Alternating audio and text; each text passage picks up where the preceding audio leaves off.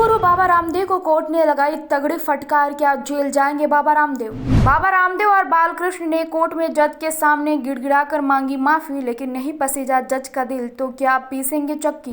लोगों को परोस रहे थे भ्रामक विज्ञापन, खूब कमाया माल, अब गले तक आ गए कानून के हाथ। पतंजलि के विवादित विज्ञापन केस को लेकर एक बड़ी खबर आई है। सुप्रीम कोर्ट ने बुधवार को योग गुरु रामदेव और पतंजलि आयुर्वेद लिमिटेड के प्रबंधक निर्देशक आचार्य बालकृष्ण द्वारा बिना शर्त माफी मांगने के लिए दायर किए गए हलफनामों को खारिज कर दिया है। उच्चतम न्यायालय ने बाबा रामदेव से कहा कि वह अदालत की अवमानना की कार्रवाई को हल्के में ले रहे हैं।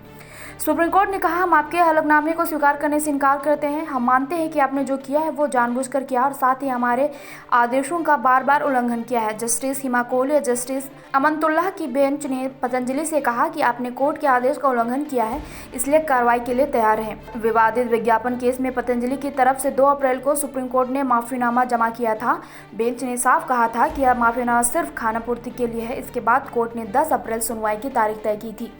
इसके बाद बाबा रामदेव और पतंजलि आयुर्वेद मैनेजिंग डायरेक्टर आचार्य बालकृष्ण ने 9 अप्रैल को एक और एफिडेविट फाइल किया। इस एफिडेविट में बाबा रामदेव ने अपनी गलती स्वीकार करते हुए उसे दोबारा नहीं दोहराने का वादा किया था। योग गुरु रामदेव और पतंजलि आयुर्वेद लिमिटेड के प्रबंधक निर्देशक आचार्य बालकृष्ण की पतंजलि ग्रुप को सुप्रीम कोर्ट से तगड़ा झटका लगा है।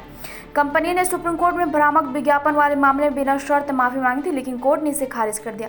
शीर्ष अदालत ने कहा कि वो अदालत के अवमानना के दोष में कार्रवाई करने की तैयारी में रहे।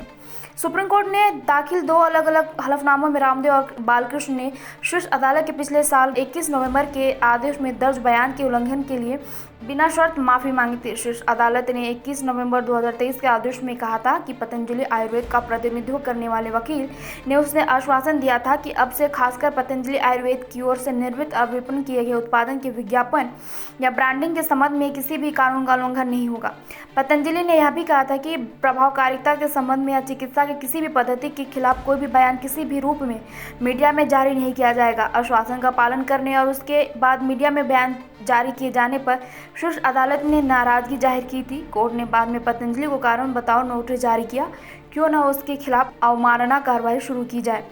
इसी तरह बालकृष्ण ने भी शीर्ष अदालत के पिछले साल 21 नवंबर के आदेश में दर्ज बयान के उल्लंघन के लिए बिना शर्त माफी मांगी। उन्होंने मुझे प्रतिवादी संख्या 5 पतंजलि की ओर से विज्ञापन जारी करने का गहरा खेद है, जो 21 नवंबर 2023 के आदेश का उल्लंघन है।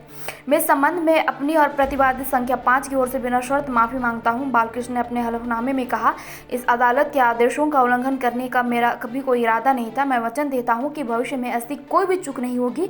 मैं हमेशा कानून की महिमा को बनाए रखूंगा। ईमान ने पतंजलि आयुर्वेद पर आरोप लगाए 2022 में लगाए थे कि रामदेव की कंपनी एलोपैथी मेडिकल प्रैक्टिस के खिलाफ गलत सूचना फैला रही थी। ईमा की तरफ से वकालत कर रहे सीनियर एडवोकेट PS पटवालिया ने कहा था कि पतंजलि आयुर्वेद ने योग की मदद से मधुमेह अस्थमा को पूरी तरह से ठीक करने का दावा किया था।